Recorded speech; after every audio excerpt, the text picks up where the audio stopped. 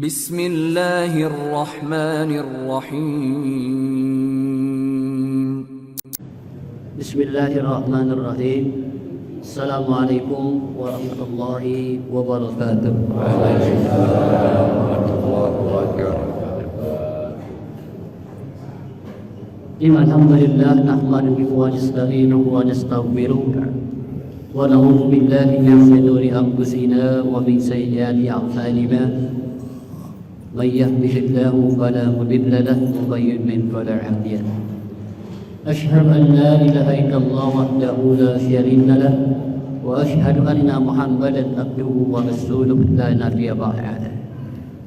Allahumma salli ala sayyidina Muhammad wa ala alihi wa sahbihi wa man قال الله تعالى في كتابه الكريم وهو أصدق القائلين أعوذ بالله من الشيطان الرجيم يا أيها الذين آمنوا اتقوا الله ولتنظر نفس ما قدمت لغد واتقوا الله إن الله خبير بما تعملون.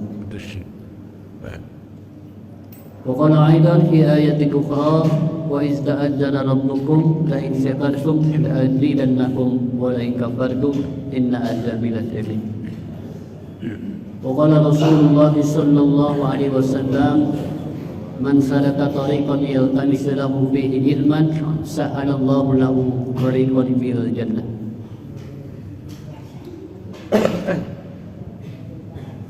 Segenap para guru, para alim ulama, para asatid, para orang tua, terkhusus ketua DKN dan WKM, bapak-bapak, ibu-ibu, hadirin jamaah taklim ba'da subuh yang mudah-mudahan senantiasa Allah memberikan kesehatan, Allah panjangkan umur kita, Allah mudahkan segala urusan kita, Allah istiqomahkan segala niat kita di dalam menjalankan tuntunan dan syariat Allah Subhanahu wa taala, sehingga kita menjadi orang-orang yang muttaqin dan senantiasa taat kepada perintah Allah Subhanahu wa taala. Bapak Ibu hadirin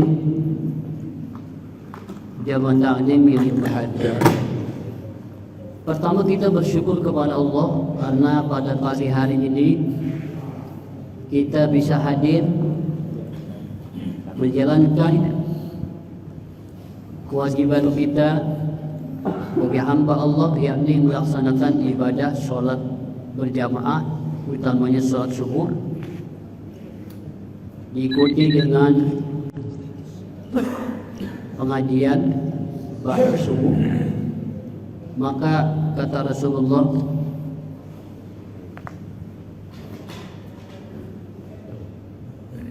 la yaqudu qaumun yazkuruna Allah, maka tidaklah orang-orang yang berkumpul di rumah Allah, di masjid, untuk berkumpul untuk menuntut ilmu, untuk mengkaji syariat ilmu, maka khabat semua malaikah, maka berkumpullah para malaikat mengikuti dengan hadirnya para malaikat di masjid ini. Kemudian yang kedua, wa ghafiyatuhumur rahmah, Allah senantiasa turunkan rahmat kepada kita, orang-orang yang mau hadir di masjid untuk menuntut ilmu. Yang ketiga, wa nazzalat alaihimus sakinah, Allah turunkan ketenangan ke dalam batin kita, kalbu kita akan tenang, akan senantiasa tentram, bahagia manakala tidak diberikan nur cahaya ketenangan itu dari Allah Subhanahu wa taala. Wallazi anzala as-sakinata fi qulubihim, dia adalah Allah yang menurunkan ketenangan ke dalam batin manusia. Jika hati sudah tenang, pikiran sudah tenang, maka orang itu tidak akan gelisah, cemas, panik, tertekan, apalagi putus asa. Karena orang-orang beriman, kalau kita merasa beriman, untuk apa kita putus asa sementara kita mengakui ya adanya Allah. Ya. Jadi kalau kita mengakui adanya Allah, kebesaran Allah, kenapa kita mesti putus asa? Ya. Gitu. Iblis saja, setan saja tidak pernah putus asa menggoda kita. Ya. Gitu. Iblis tuh semangatnya luar biasa menggoda kita supaya tidak sholat subuh berjamaah. Ya. Makanya sholat subuh berjamaah ini tuh rutinin. Ya, jadikan aktivitas yang harus kita utamakan. Gitu. Di sholat subuh diikuti dengan pengajian taklim. Makanya sholat subuh itu sholat yang paling berat, Pak. Ya. Nah, makanya orang-orang munafik ya, itu berat, ya, berat untuk sholat subuh. Makanya sholat subuh itu sehat karena udaranya segar, ya, tidak tercampur dengan udara orang-orang munafik. Ya, karena orang munafik itu berat untuk sholat subuh. Ya, jadi udaranya masih segar, Pak. Ya, hanya orang-orang beriman. Gitu. Ala adullukum ala ma yamhu bihillah wa yarfa'u bihid darajat. Ya. Kata Rasulullah, maukah aku tunjukkan suatu perbuatan yang apabila ya kamu kerjakan maka dihapus dosanya, kemudian diangkat derajatnya. Bala ya Rasulullah. Mau ya Rasulullah.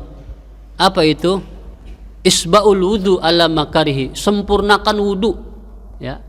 Sempurnakan wudu di waktu yang dingin, di waktu yang tidak disukai, yaitu waktu isya, waktu subuh, waktu yang dingin, apalagi musim hujan begini, Bu.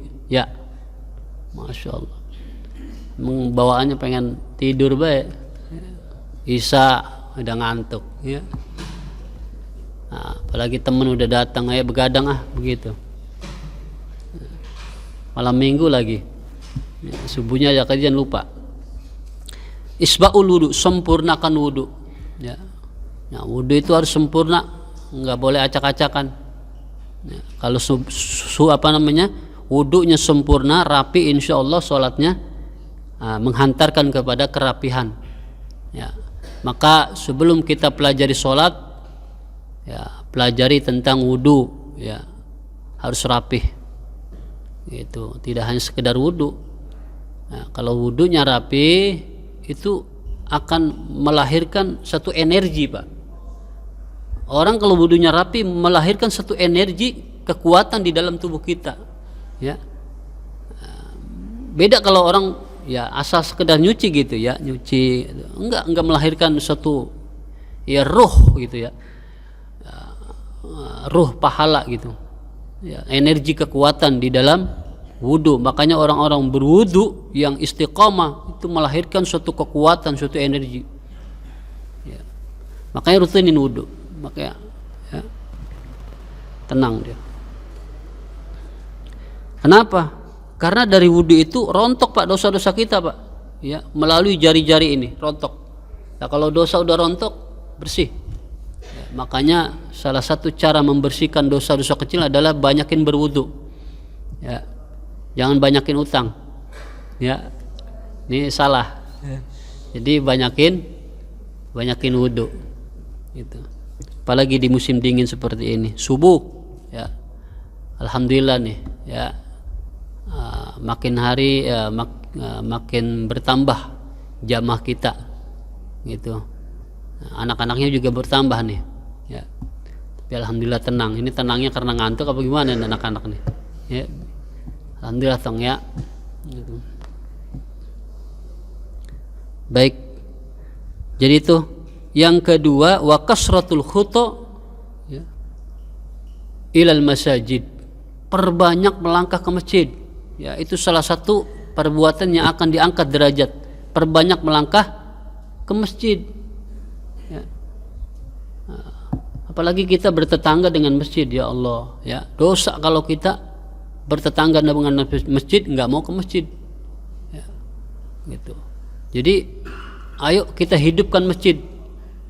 Menurut Imam Jauzi, ya, salah satu di antara memakmurkan masjid adalah pertama membangunnya, ya, mendirikan masjid. Yang kedua menghidupkan dengan sholat berjamaah, ya, menghidupkan dengan sholat berjamaah. Tidak ada ada alasan apapun, ya, mau yang tua yang muda wajib sholat berjamaah, ya. Gitu. Apalagi ini udah mau dekat kiamat, Pak, ya. Udah banyak tanda-tandanya. Udah banyakin ke masjid aja. Ya. Gitu, jangan ke mall, Bu. Banyakin ke masjid. Gitu. Karena Rasulullah pertama kali membangun masjid, ya. Gitu. Datang hijrah ke Madinah, pertama kali membangun Masjid Nabawi, ya. Gitu. Habis membangun masjid, ya, mempersaudarakan. Jadi seperti itu, ya, perbanyak ke masjid, ayo, ya, insyaallah. Ada kisah banyak tuh, ya, sahabat-sahabat Nabi yang namanya nggak kenal di bumi tapi terkenal di langit karena keistiqomahannya melaksanakan sholat berjamaah di masjid. Masya Allah. Ada namanya tuh, ya, Abdullah bin Ummi Maktum, ya, seorang yang kedua matanya tidak bisa melihat, ya.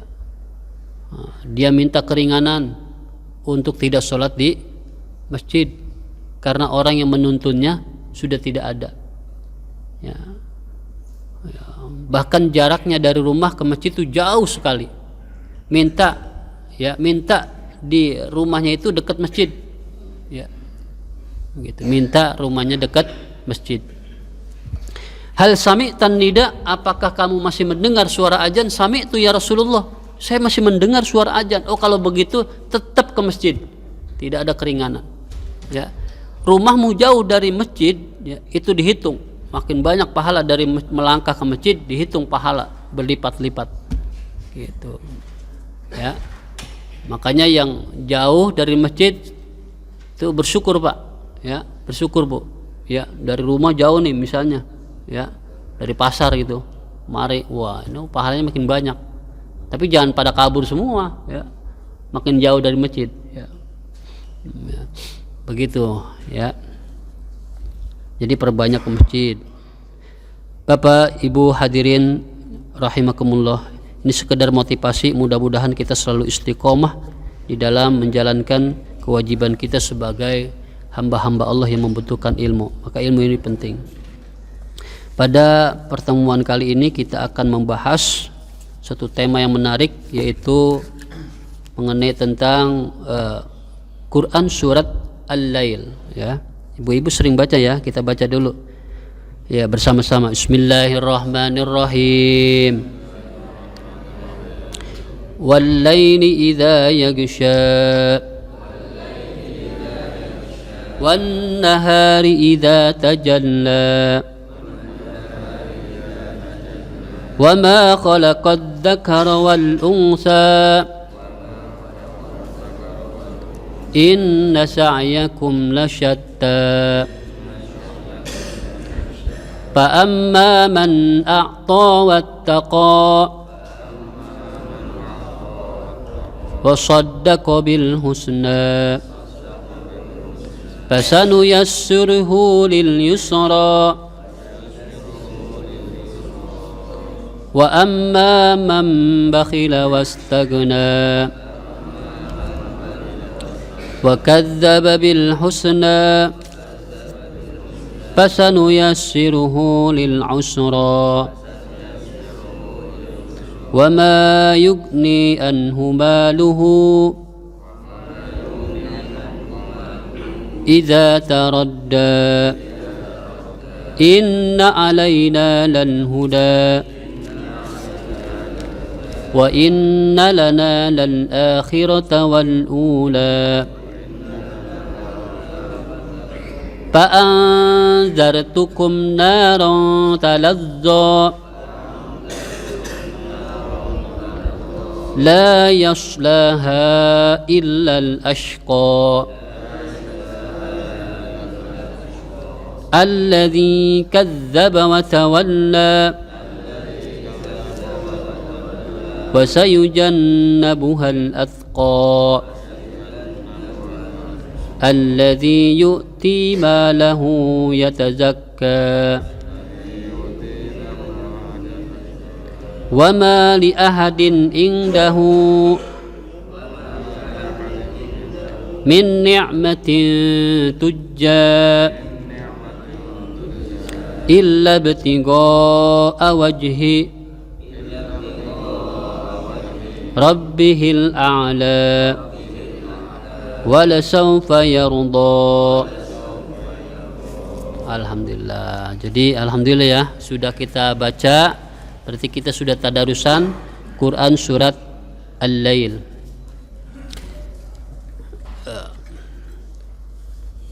Quran surat Al-Lail ini ya adalah surat Makkiyah. Apa Makkiyah itu? Surat yang turunnya di kota Mekah. Ya. Ini surat yang ke-92, turunnya setelah surat Al-A'la. Bapak Ibu hadir rahimakumullah, mari kita sama-sama kita kaji. Wal-laili idza yaghsha, demi malam apabila gelap gulita. Ini artinya adalah bahwa semua yang ada di langit dan ada di bumi itu akan menjadi gelap, ya, penuh dengan kegelapan, apalagi menjelang hari kiamat, ya. Kemudian wan nahari idza tajalla, dan siang apabila terang benderang, ya.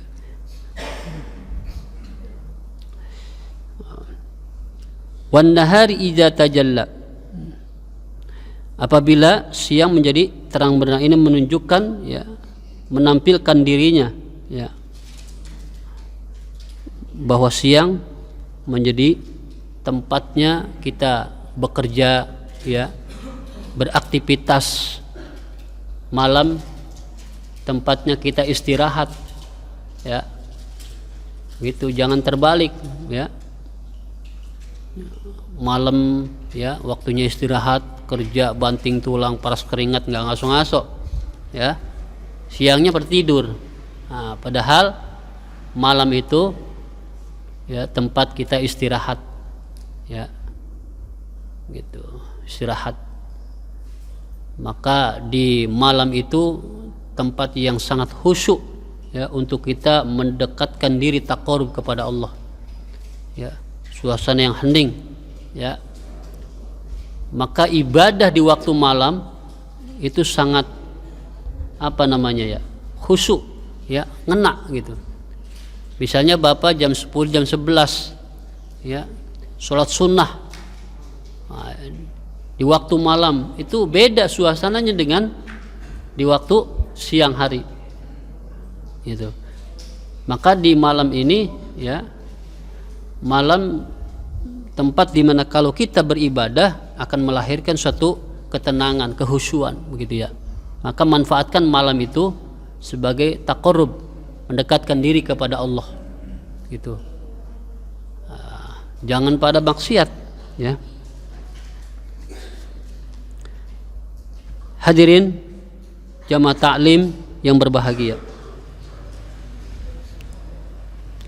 Ayat ketiga, wa ma khalaqaz zakara wal unsa, dan penciptaan laki-laki dan perempuan. Maksudnya Allah ciptakan Nabi Adam dan Siti Hawa, ya, sebagai, ya, manusia pertama di muka bumi, Adam dan Hawa, ya. Nabi Adam sebagai Abul Bashar, bapaknya manusia, ya. Allah ciptakan dari segumpal tanah, ya, gitu. Ketika Adam alaihissalam, ya, melakukan suatu pelanggaran, memetik sebuah buah kuldi, ya, kuldi itu kan artinya kekal, ya, tidak boleh kita makan, ya, dipetik pun nggak boleh. Maka Adam melakukan satu kesalahan, Adam dikeluarkan di surga. Baru satu kesalahan Adam dikeluarkan dari surga, apalagi kita. Ya. Ya, kita yang kesalahannya banyak, dosanya tidak mau bertobat. Ya. Tidak mau bertobat, tidak mau beristighfar. Adam cuma satu, ya.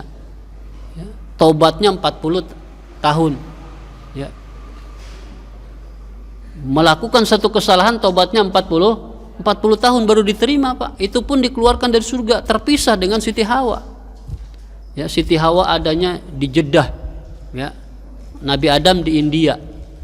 Ya, 40 tahun baru ketemu tuh di Gunung Cinta. Ya, di Jabal apa itu? Jabal Rahmah. Ya. Di Jabal Rahmah. Kemarin kakak saya baru turun. Ya, di bandara baru mimpin. Jadi Jabal Rahmah.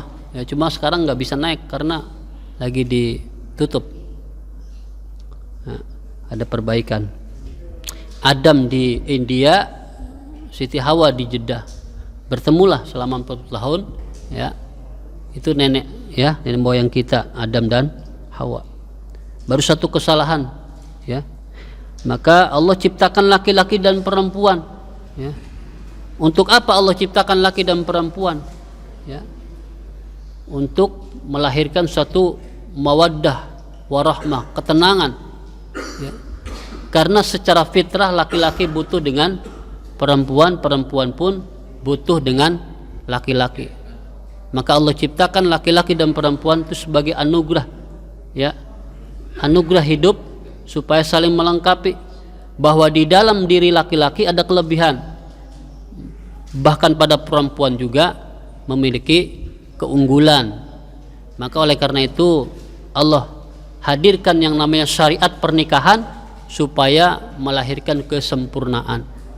Jadi sempurnanya hidup manakala manusia saling berpasangan, ya, yaitu laki-laki dan perempuan.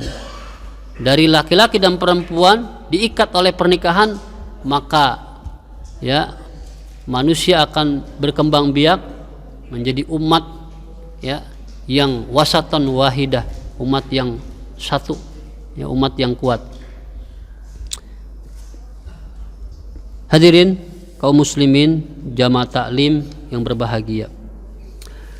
Kemudian di ayat keempatnya, inna sa'yakum lasyatta, sesungguhnya usahamu itu berbeda-beda. Ya.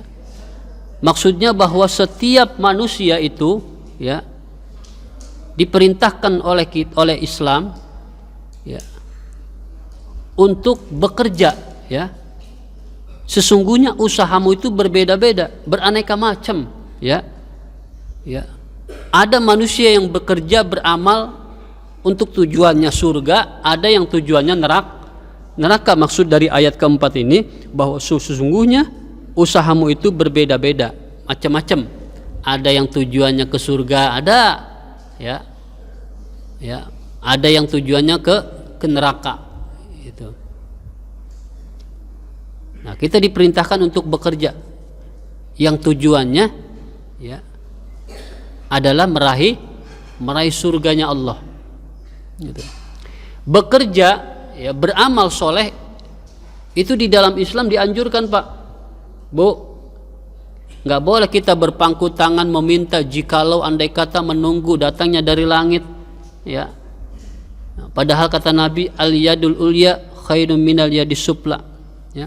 Tangan di atas lebih baik dari tangan di bawah, ya. Memberi, ya, gitu. Bekerja, ya, itu sangat dianjurkan, disunahkan, ya. Nabi sendiri bekerja.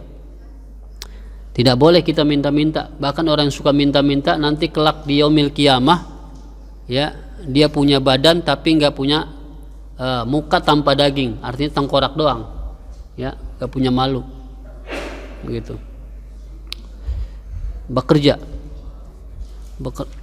ya.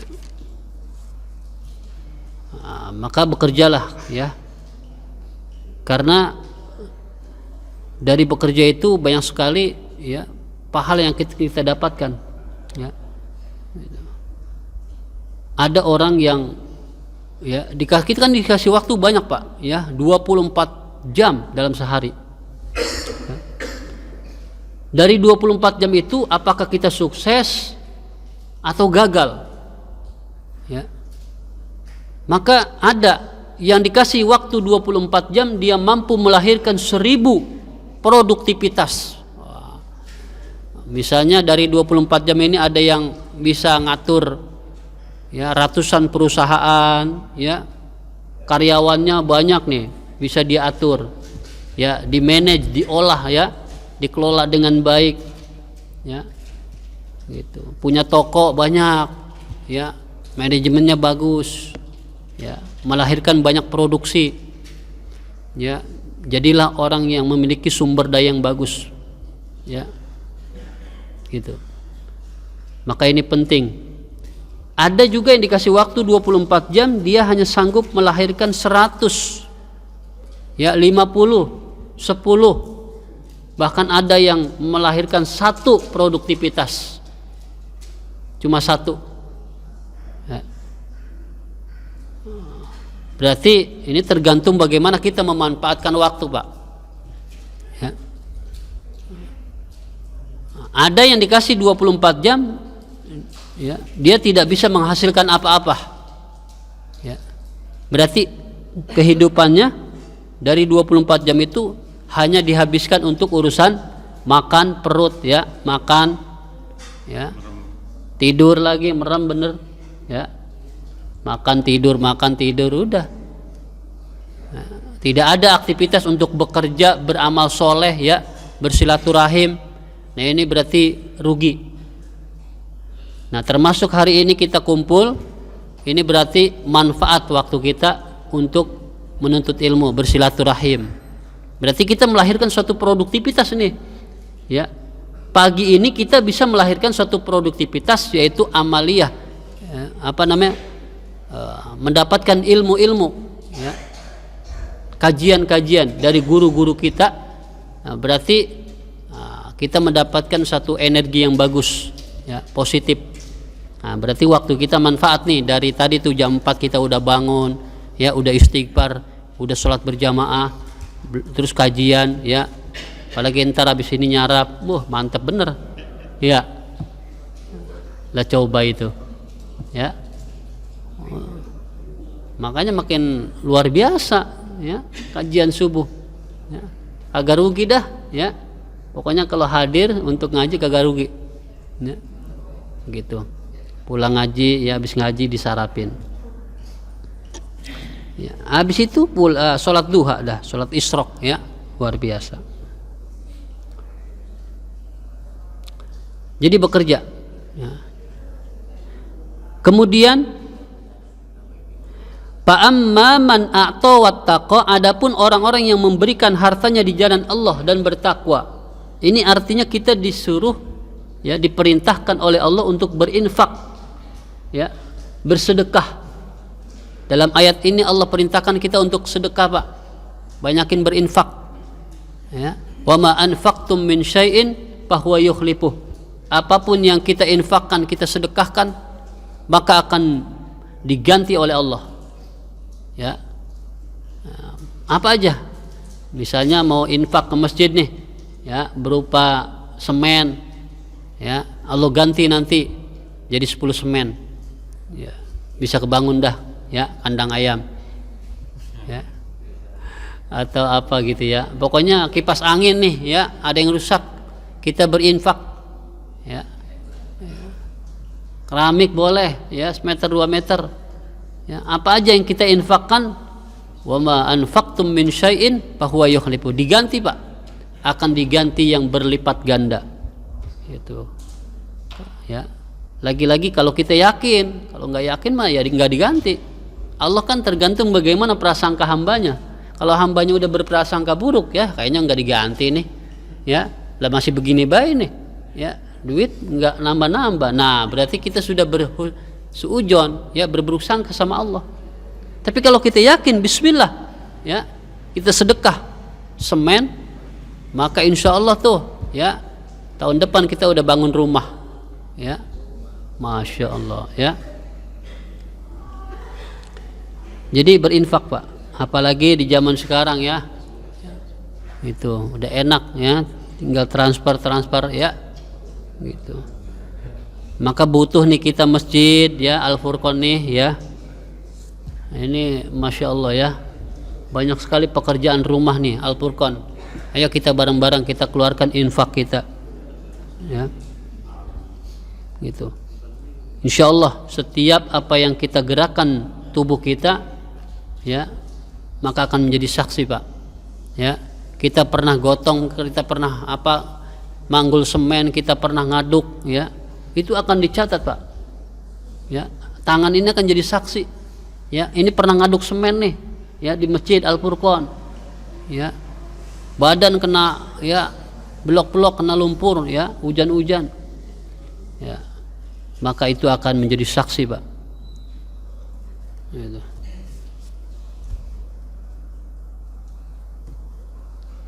Inna nahnu nuhyil mauta wa naktubu ma, ya, dalam surat Yasin itu begitu, ayat 12. Ya, Allah ciptakan, Allah menghidupkan manusia dan mematikan manusia dan mencatat semua yang dikerjakan manusia, dan juga dari bekas-bekas yang mereka tinggalkan. Ya, inna nahnu nuhyil mauta wa naktubu ma qaddamu, ya, jadi dari bekas-bekas yang mereka tinggalkan. Nah itu tadi, bekas-bekas itu apa? Para ulama mentafsirkan bahwa bekas-bekas yang ditinggalkan oleh mereka, yang dicatat oleh Allah adalah setiap langkah ke masjid. Ya, dalam surat Yasin ayat 12 Allah mencatat semua yang dikerjakan dan dari bekas-bekas yang mereka tinggalkan. Nah dari bekas-bekas yang mereka tinggalkan itu adalah rajin ke masjid, ya, gitu, rajin menuntut ilmu, ya, bekas-bekas berinfak, ya, bersedekah, ya, seperti itu Pak.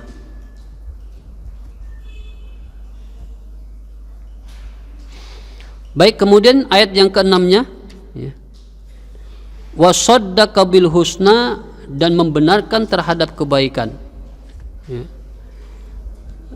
yaitu maknanya yang terkandung di dalam kalimat atau ayat wasaddaqa bil husna, artinya kita berinfak, ya, kita beramal soleh, ya, wasaddaqa bil husna, berangkat dari kebenaran, ya, berangkat dari keimanan, ya, begitu. Wasaddaqa bil husna, dan membenarkan terhadap kebaikan, artinya kita berinfak, kita bersedekah, kita bekerja, itu semua itu terlahir dari mana? Ya, berangkat dari keimanan Pak. Ya, berangkat dari kalimat la ilaha illallah, gitu. Ya, gitu. Jadi berangkat dari kalimat la ilaha illallah, tauhid, ya, iman.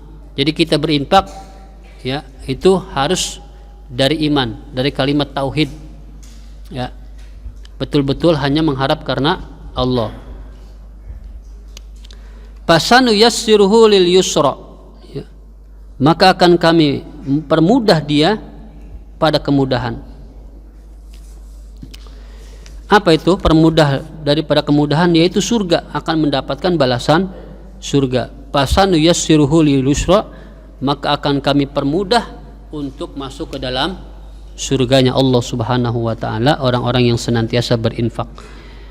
Wa amma man bakhila wastaghna, dan adapun orang-orang yang kikir dan memandang dirinya kaya. Nah ini, ya, gitu. Orang yang kikir, orang yang tidak mau berinfak, berarti dia tidak butuh pahala, ya. Ini maksudnya, ya, orang-orang yang kikir dan merasa dirinya kaya, berarti dia tidak perlu pahala lagi Pak. Ya, kata ulama menafsirkan ini, tafsir ini saya ambil dari tafsir Jalalain. Jadi orang-orang yang merasa dirinya kaya berarti dia maksudnya tidak butuh pahala dari Allah, ya, gitu. Gitu. Karena merasa dirinya kaya, ya. Ya, kalau manusia sudah merasa dirinya kaya, ya, itu ya udah iblis Pak, ya, karena iblis sendiri merasa dirinya paling hebat, paling benar, ya, cuma potongannya potongan manusia. Nah, ini sekarang banyak, Pak. Makanya hadirin rahimakumullah, ya, kalau kita merasa ya kaya, memangnya kita punya apa di dunia ini? Ya, kita pintar di hadapan orang-orang, memangnya kita apa yang kita tahu gitu? Ya, tentang ya, kalau kita merasa pintar, apa yang kita tahu? Ya, kalau kita merasa kaya, apa yang kita punya? Padahal langit dan bumi adalah milik Allah. Ya. Masya Allah, ya. Para sahabat Nabi, orang-orang yang tawadu, ya, ya, punya harta tidak dijadikan untuk poya-poya kaya raya, tapi dijadikan untuk dakwah, ya. Gitu. Jadikan harta yang kita punya kita manfaat, ya. Tidak boleh kita jadikan kesombongan. Banyak sekali sejarah mencatat kisah kesudahan orang-orang yang sombong, Pak, karena hartanya. Misalnya Fir'aun, ya, dengan kekuasaannya, ya, dia tenggelam, ya, ditenggelamkan di Laut Merah, ya. Qarun ditelan di bumi karena kesombongannya dengan harta kekayaan, ya. Jadi banyak sekali, Pak, ya, kesudahan orang-orang yang sombong itu. Makanya dalam hadis qudsi, sombong itu adalah pakaianku, tidak boleh dimiliki oleh manusia, ya. Jadi yang berhak sombong siapa? Allah Subhanahu wa taala. Manusia nggak boleh, ya. Gitu, nggak boleh, ya. Nah, sombong itu ada dua cirinya, ya. Sombong itu ada dua. Batnul haq wa ghamtun nas, menolak kebenaran. Ya, sesuatu yang benar ditolak, Pak. Ya, itu sombong, Pak. Ya, ciri yang pertama orang sombong itu menolak kebenaran. Ya, ada nasihat, ya, orang, misalnya orang tua kita nasihat tentang kebenaran, kebaikan, kemudian kita tolak, berarti itu anak yang sombong.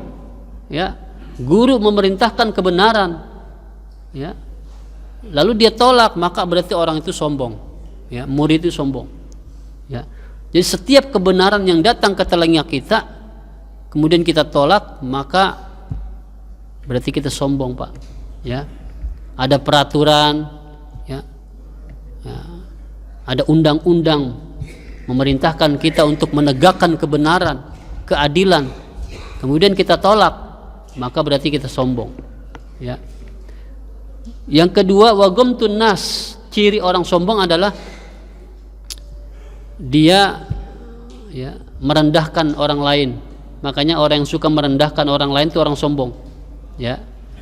Jangan, Pak, Bu, ya, karena setiap manusia memiliki, ya, kelebihan yang kita nggak tahu, ya.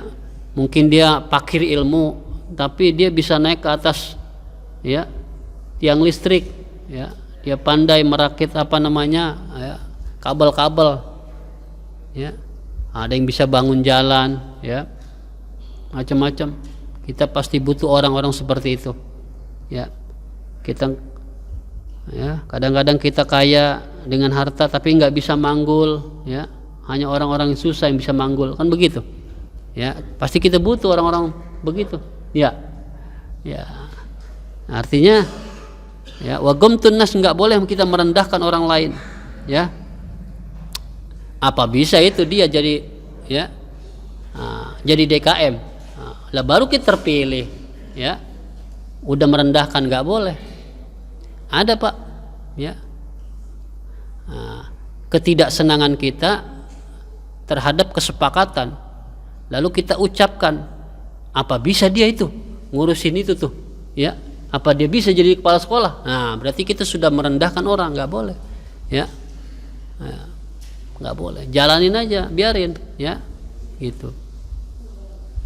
Tidak boleh kita merendahkan istri kita, nggak boleh. Walaupun kita suami, kepala rumah tangga, nggak boleh merendahkan istri kita, ya. Istri macam apa itu, ya, gitu, nggak boleh, ya. Misalnya cuma nyuci doang, cuma tidur, nah, itu berarti merendahkan. Padahal, ya, Allah turunkan ayat bahwa di dalam diri perempuan ada kelebihan yang tidak dimiliki laki-laki, ya. Dan laki-laki pun tidak mampu, ya. Misalnya ngurusin anak, coba ada bapak-bapak bisa ngurusin anak, ya, punya 2 geribet, ya, tapi emak kita, ya, gitu, emak kita punya 10 anak sanggup semua, Pak, ya, tanpa sarjana, tanpa sekolah, emak kita sanggup ngurusin 10 anaknya. Tapi bapak-bapak berat kayaknya, nyari lagi, ya. Itu, ya Allah, gitu. Ya Pak ya, anak nyari lagi ya, Masya Allah, ya.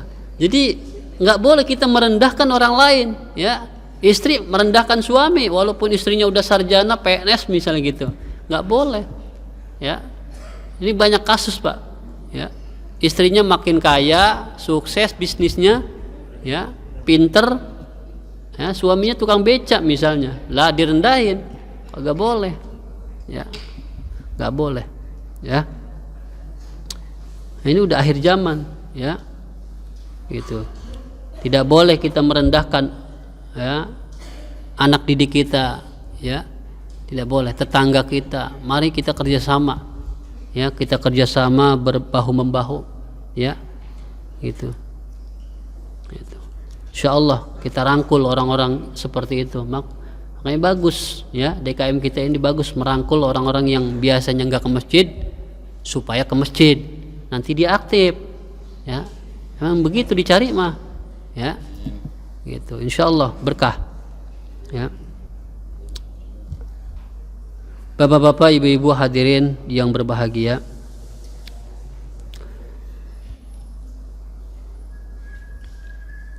wa kadzdzaba bil husna, dan mendustakan terhadap kebaikan, fasanu yassiruhu lil usra, maka segera kami permudah dia, ya, pada kesukaran, ya.